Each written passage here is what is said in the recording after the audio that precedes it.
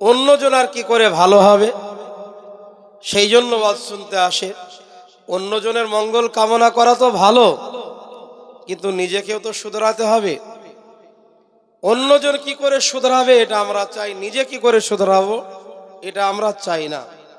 উদাহরণস্বরূপ, আমাদের একজন হুজুর জালসার স্টেজে যখন উঠেছেন, তো একজন শ্রোতা আপনার একটা কাগজে চিরকুট লিখে দিয়ে বলেছে, হুজুর একটু দয়া করে সুদ সম্বন্ধে আলোচনা করবেন। তা আমাদের সে হুজুর বললেন, আচ্ছা এই চিরকুটটি যে লিখেছেন সেই ব্যক্তি একটু সামনে আসবেন। তো একজন ব্যক্তি উঠে দাঁড়ালেন, সামনে আসলেন। তো হুজুর জিজ্ঞাসা করলেন, আচ্ছা আপনার ব্যাংকে কত টাকা আছে? তিনি বলছেন, আমি গরিব মানুষ, দিন আনি দিন খাই, আমার ব্যাংকে সেরকম টাকা পয়সা নাই। তা আমার সুদ হবে কেমন করে? বলে সুদ হয় না। বলে না। বলে সুদ যখন হয় না তোমার, তাহলে সুদের মাসলা জেনে তোমার কি লাভ? তো বলছে, না অনেকেই পাড়ার খায়, তো সেই জন্য আমি জিজ্ঞাসা করেছি। তাহলে তাদের লাভ হবে। কই তোমার ব্যাপারে তো কিছু জিজ্ঞাসা করলে না, তুমি অপরের ব্যাপারে জেনেছো ভালো কথা, কিন্তু তোমার ভিতরে কি ত্রুটি বিচ্ছুতি আছে না আছে? একবারও কোনো মাহফিলে দেখা গেল না যে কোনো শ্রোতা বলল, হুজুর আমি নামাজ পড়তে পারি না, দয়া করে একটু নামাজ সম্বন্ধে বলবেন তো, যাতে করে নামাজটা ধরতে পারি। কোন শ্রোতা বলল না যে হুজুর আমার মদ খাওয়া অভ্যাস, একটু দয়া করে ওয়াজ করবে যেন মদটা ছাড়তে পারি। কেউ বলল না যে আমার ঘুষ খাওয়া অভ্যাস, ঘুষটা যাতে ছাড়তে পারি, একটু দয়া করে ঘুষ সম্বন্ধে ওয়াজ করবেন। কেউ বলল না যে মিথ্যার ভয়াবহতা সম্বন্ধে ওয়াজ করবেন, যাতে মিথ্যাটা ছাড়তে পারি। এ কথা কেউ বলল, খালি বলে অপরে করে, নিজে কি করে সেটা কেউ লক্ষ্য করলো না। সেই জন্য আমাদের পরিবর্তন হয় না। তো আশা করছি আজকে যারা আপনারা এই মাহফিলে, যেহেতু রাত্রি অনেক হয়েছে, আপনারা কষ্ট করে বসে আছেন, তো আমার যতটা ধারণা, আশা করছি আপনারা নিজেরই আত্মশুদ্ধির উদ্দেশ্যে আপনারা বসে আছেন, ওয়াজ শুনছেন, এই আশা করছি। তাই আমি আবার আবেদন করবো, ইনশাআল্লাহ আমরা সবাই নিজের জন্য আমরা ওয়াজ শুনবো, বলুন ইনশাআল্লাহ। বুখারী শরীফের প্রথম হাদিস, রাসূল সাল্লাল্লাহু আলাইহি ওয়াসাল্লাম বলেছেন, ইন্নামাল আমালু বিন্নিয়াত, প্রত্যেকটি কর্মের ফলাফল নিয়তের উপর নির্ভর করে। সুতরাং আমি আপনি যে উদ্দেশ্যে ওয়াজ শুনবো সেরকম আমাদের ফলাফল হবে। তাই আমল ও নিয়তে ওয়াজ শুনবো, বলুন ইনশাআল্লাহ। আমার সোনার চাঁদ ভাইরা, আল্লাহ ওয়ালারা, জানার নাম ঈমান নয়, চিনার নামও ঈমান নয়, জানা চিনা তারপরে মানার নাম হল ঈমান। আবু জেহেলের নাম আমরা শুনেছি কি শুনে নাই? জোরে বলুন। আবু জেহেল, সে আল্লাহর নবীর ভালোবাসা ছিল না দুশ্মন ছিল? জোরে বলুন। আল্লাহর নবীর দুশ্মন। যেমন তেমন আবার দুশ্মন নয়, ওই এক কোপে পেলে আবার দু কোপে যেত না আবু জেহেল, জানের দুশ্মন। সেই আবু জেহেল আল্লাহর নবীকে চিনতে ভুল করেনি। তাফসীরে ইবনে কাসিরের মধ্যে আছে, আবু জেহেলের একটি উক্তি নকল আছে। আবু জেহেল আল্লাহর নবী সাল্লাল্লাহু আলাইহি সাল্লামকে কি বলেছিল শুনুন।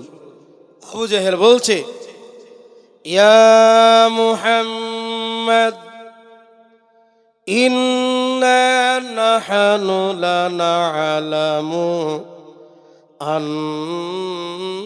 আন্নাকা লা রাসূলুল্লাহ। হে মুহাম্মদ, নিশ্চয় আমি জানি, অবশ্যই আমি জানি।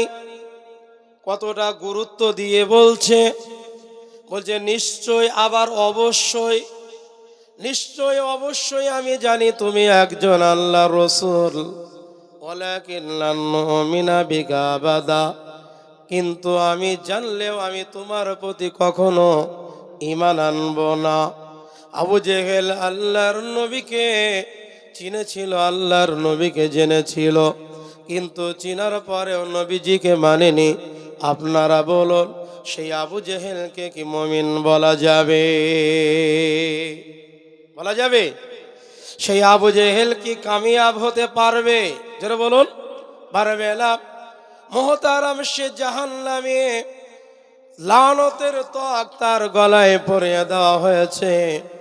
সেই আবু জেহেল পৃথিবীর বুকে আপনার লাঞ্ছিত, বঞ্চিত, অপদস্থ বেইজ্জতি হয়ে গেছে, আখেরাতেও সে তার ঠিকানা জাহান্নাম হয়ে যাবে।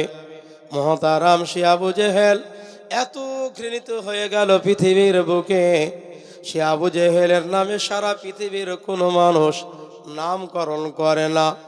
মুসলমানরাও তার নামে কেউ নাম রাখে না, আর কোনো অমুসলিমরাও তার নামে নাম রাখে না। সে এত ঘৃণিত হয়ে গেল মহতারাম। সুতরাং বিশ্ব নবীকে কষ্ট দেওয়ার জন্য আর নবীজিকে না মানার জন্য এই হলো তার দুর্দশা। বাবাজিরা, ভাইয়েরা, সুতরাং জানার নাম ঈমান নয়, চিনার নাম ঈমান নয়, জানা চিনা তারপরে মানার নাম হলো ঈমান।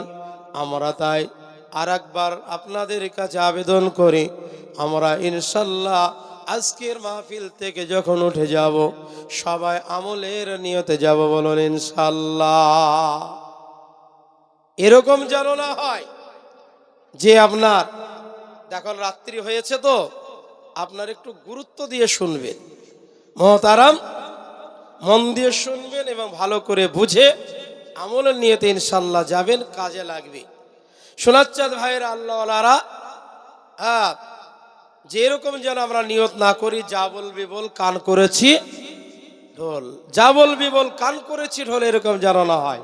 বলে অর্থাৎ এখানকার ওয়াজ এখানে রেখে দিয়ে চলে যাব, বাড়ি পর্যন্ত আর যাবে না। বাড়ি পর্যন্ত অনেকের ওয়াজ বাড়ি পর্যন্ত যায় না। সেই জন্য আমরা ইনশাল্লাহ আমলের নিয়ত, আবারও বলছে আমলের নিয়ত ইনশাল্লাহ শুনবো, বলুন ইনশাল্লাহ। বাবাজিরা, ভাইয়েরা, আজকে আমরা হলাম বড় ভাগ্যবান, জোরে বলুন সৌভাগ্যবান যে আল্লাহ তাআলা তিনি আজকে আমাদের একটা এরকম এমন একটা মজলিসে মাদ্রাসার জালসায় আসার তৌফিক ইনায়েত করেছেন। আপনারা দেখলেন যে মাদ্রাসার আপনার 7 জন ছাত্রকে আপনার তাদের হিফজুল কোরআন, পবিত্র কোরআন মুখস্থ করার জন্য, কণ্ঠস্থ করার জন্য তাদের মাথায় পাগড়ি দেওয়া হলো, বলুন আলহামদুলিল্লাহ। তো আল্লাহ তাআলা যাকে ভালোবাসেন, যাকে পছন্দ করেন, এই ধরনের আপনার মাদ্রাসায় আসার এবং উলামা তলবাদের সাথে সম্পর্ক রাখা এবং তাদের খেদমত করার, তাদের সাহায্য সহযোগিতা করার তৌফিক দান করে থাকেন, বলুন আলহামদুলিল্লাহ। সেই জন্য আজকে আমরা বড়ই ভাগ্যবান, যে খুশকিসমত যে আজকে আমরা এই জালসায় উপস্থিতি দান করতে পেরেছি। তারা মনে রেখে দেবেন, পবিত্র কোরআন, যে কোরআন মুখস্থ করার জন্য আজ মাদ্রাসা ছাত্রদের পাগড়ি দেওয়া হলো, এই কোরআন যেমন তেমন কিতাব নয়।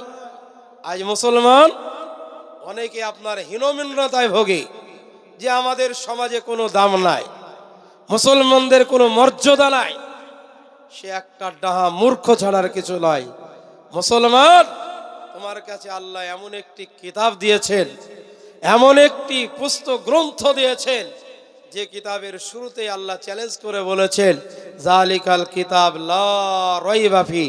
এটা এমন একটি কিতাব, এই কিতাবের মধ্যে সন্দেহ তো দূরের কথা, সন্দেহের লেশ মাত্র নাই, যেটা বলুন সুবহানাল্লাহ। আচ্ছা, আপনারা বলুন তো, পৃথিবীর মধ্যে এরকম কোনো বই আছে যে বইয়ের শুরুতে কোনো লেখক চ্যালেঞ্জ করে বলে দিতে পেরেছে যে কোনো ভুল নাই? পারেনি। কিন্তু আল্লাহ তাআলা চ্যালেঞ্জ করেছেন।